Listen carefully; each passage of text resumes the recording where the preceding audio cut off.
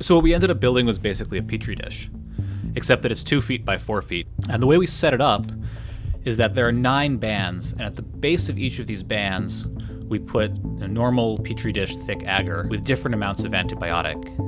On the outside, there's no antibiotic. Just in from that, there's barely more than the E. coli can survive.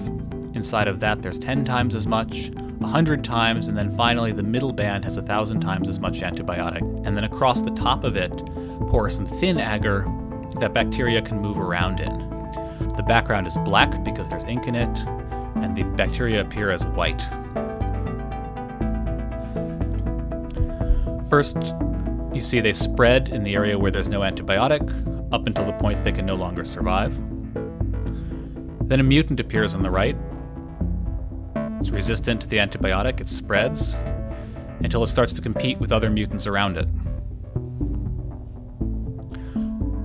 When these mutants hit the next boundary, they too have to pause and develop new mutations to make it into 10 times as much antibiotic.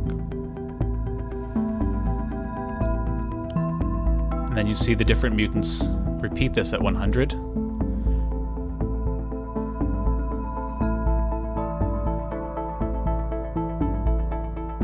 And after about 11 days, they finally make it into 1,000 times as much antibiotic as the wild type can survive.